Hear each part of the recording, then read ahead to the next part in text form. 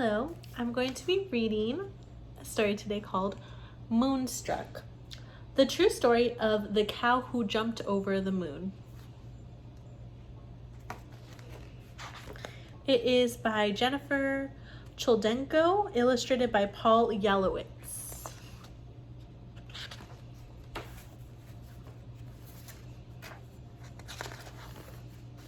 Mother Goose.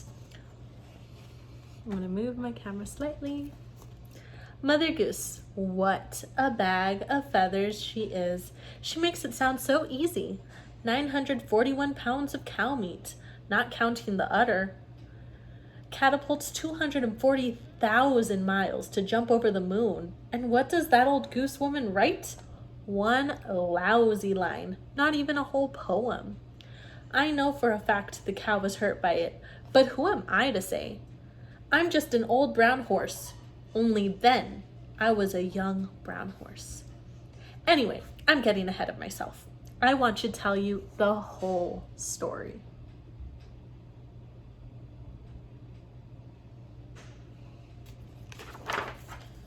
First of all, you may not know this, but we horses jump over the moon on a regular basis. Every night, at least one of us makes the trip. I don't want to make it sound easy or anything, but we all do it. We can handle it. We're built for it. We begin training from a very early age, which is just what we were doing when this cow started hanging around. At first, she kept her distance, and to be quite honest, we were kind of flattered. Who doesn't like an audience? Then she started trying to get friendly, asking dumb questions like, do you take a running start? I mean, come on. Whoever heard of jumping clear over the moon from a dead standstill?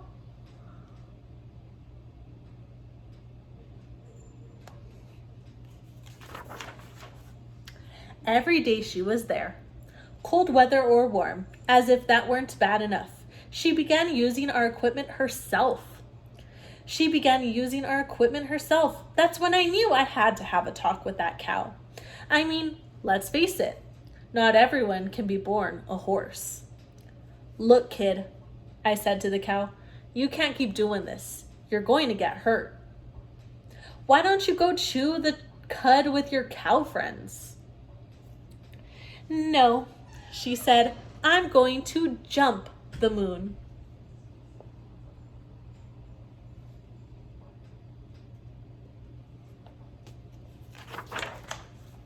Honey, come on. You're a cow. Take a look at that body of yours, those short little legs, that galloping stride. I don't care. She said, I'm going to. Every night I look up and say to myself, one day I'm going to see what the moon looks like up close. One day I'm going to jump clear over the moon. Now I understood. This cow was moonstruck. There was no use trying to talk sense to her. Okay, kid, I said, I'll give you a shot.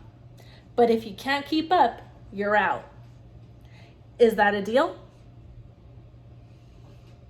It's a deal, she said.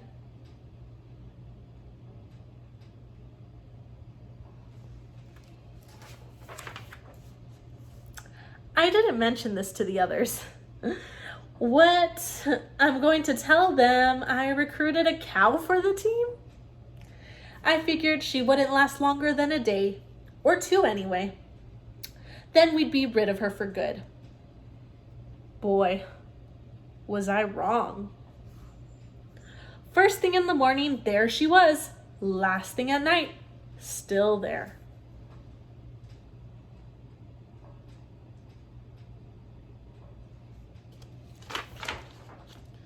Every time I'd get ready to tell her to head back to her herd, she'd go and do something really well. And I'd have to keep my mouth shut for another day. After a few months, she was jumping as well as the quarter horses. Then what could I say? So that's how it went for most of the season until we got down to the final part of the training, the wall.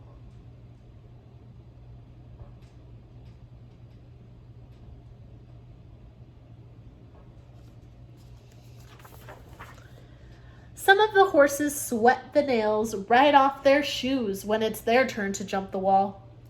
There was no way a cow could clear it, no matter how hard she tried.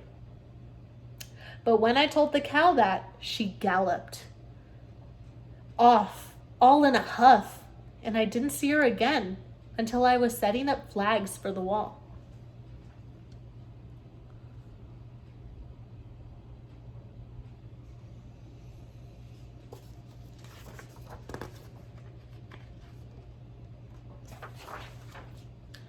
Then all of a sudden, there she was, thundering toward the wall, her cowbell clanking wildly. "No!"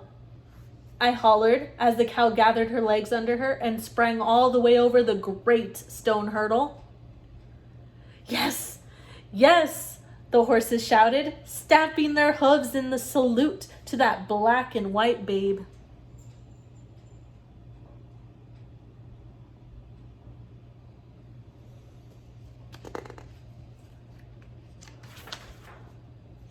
Moon jumpers. Victor E., Sandy Shoes, Rocking Horse, Locomotive, Hay Basket, Sarah Lowe, Trotting Travis, Stephen Swift, and Miss Cow. After that, I have to tell you, I had to rethink the whole cow thing. Some years, half my horses can't clear the wall, and here this crazy bovine jumped it first time out. So that very day, I posted a list of the horses who were ready to jump the moon. And on the list, I included the cow.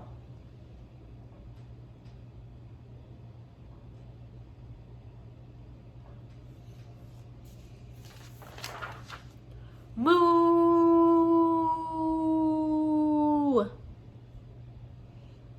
When the cow found out she'd been chosen, you could hear her all mooing from one end of the farm to the other. She was so excited. She could hardly keep her mind on schooling those last few days. But when the night came for her to jump, she was calm and confident. Her mind focused on flight.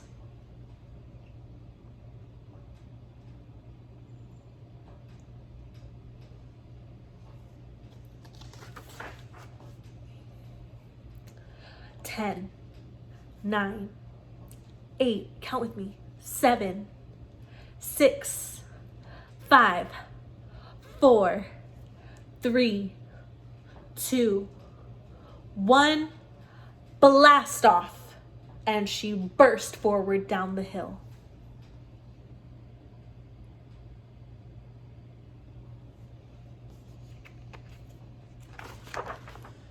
Faster and faster, the cow galloped down the hill.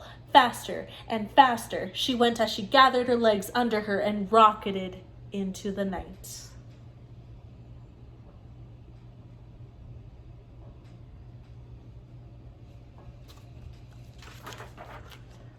Higher and higher the cow flew, careening through space at an incredible speed. Up and up and up until 1, 2, 3, all 4 of her stubby legs soared past that big old moon, and then around and around and up and over until she'd seen every bit of the moon up close, and the stars and the meteorites and the Milky Way and the Earth. And then, when there was nothing left to see, gently, gently, gravity brought her back to Earth again.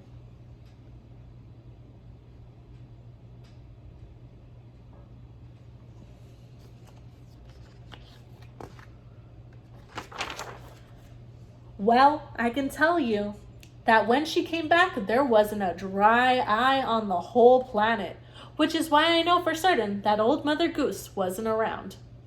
Because if she'd seen that Holstein jump the moon with her own eyes, she wouldn't be wasting her time writing about cats and fiddles.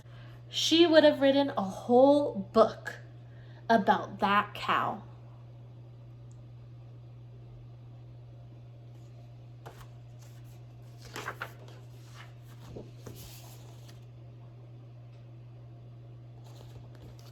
And that's the story, Moonstruck.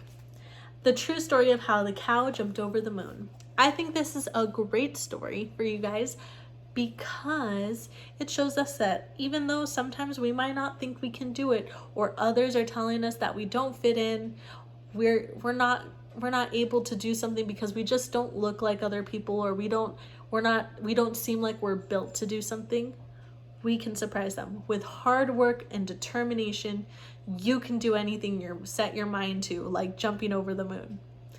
Well, you'd probably need a spaceship for that one. But anyway, that's how the cow jumped over the moon. I hope you guys have a good day, and I'll see you next time. Bye.